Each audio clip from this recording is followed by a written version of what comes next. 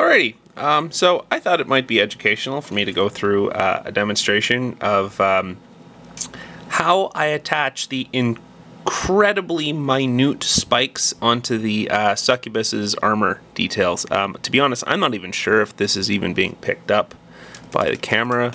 They're really small, and the brown stuff putty just does not. It doesn't photograph very well. It's harder to see the details on it. So keep in mind that as I'm doing this, do not be terribly shocked if you can't see a goddamn thing. But I just thought I would go through this anyway because it's my way of demonstrating to you why I have so little in my blog today. So here's the process. So I've got my Succubus here.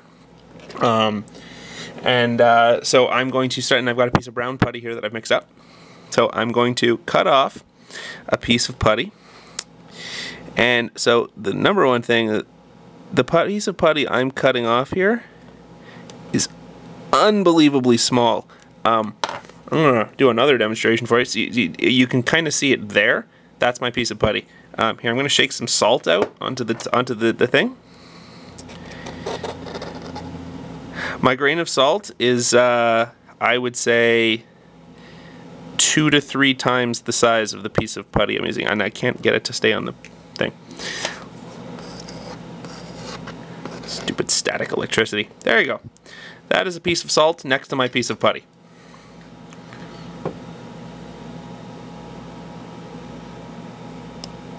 Ah, stupid focus. Anyway, so I cut one of those off. And then I go in with my pointy clay shaper, and I slather it with spit. I've always traditionally had a lot of trouble getting putty to stick to the tool, but then let go when it gets onto the model. Now what I found lately is that a clay shaper covered with spit is perfect for this, because it picks up with no issues. Mostly works for smaller pieces, but anyway, it picks up with no issues, and by the time you get it over here, the spit has mostly dried up, so it will usually let go. So anyway, I grab it on the end of my clay shaper. Whoa! Man, the focus is going nuts. And then I put it there, and you can see it mostly comes off. And then I have to put my head close, so I'm sorry if the camera gets nudged. But then I go, okay, so I've basically just got a piece of putty sitting inside the little border that I had previously created. And then I have to smooth it down. Arg.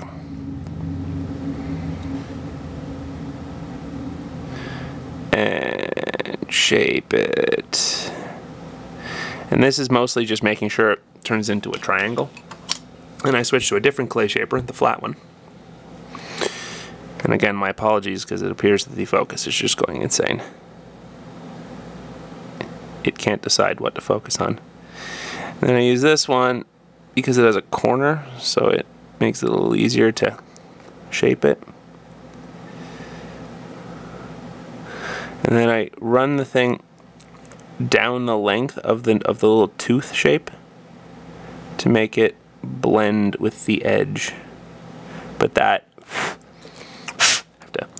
blow the spit off of it because it makes it kind of hard to see. And then yeah, basically it's just going back and forth and making the piece keep the shape that you want while still touching the edge, which can take a lot of back and forth.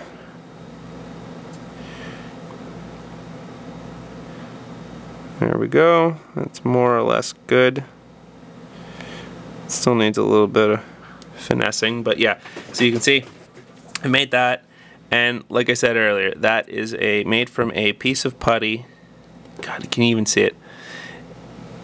It's made from a piece of, you can sort of see it there. Okay, so yeah, the size of a grain of salt. So, or excuse me, half the size of a grain of salt, and that is why there's not much in today's blog, because basically I have just spent the bulk of the week attaching pieces of putty half the size of a grain of salt onto a thing, and I spend about 5 minutes per spike just putting it on, and then like putting on the borders is just as actually even more frustrating because I'm actually working with like a long piece of thread. Yes, putty thread, and I'm not exaggerating. It's about as thick as thread, and just laying it on the side and squishing. Anyway, it's a nightmare, and that's why it's a short vlog today. So just thought I'd let you know that. Anyway, bye.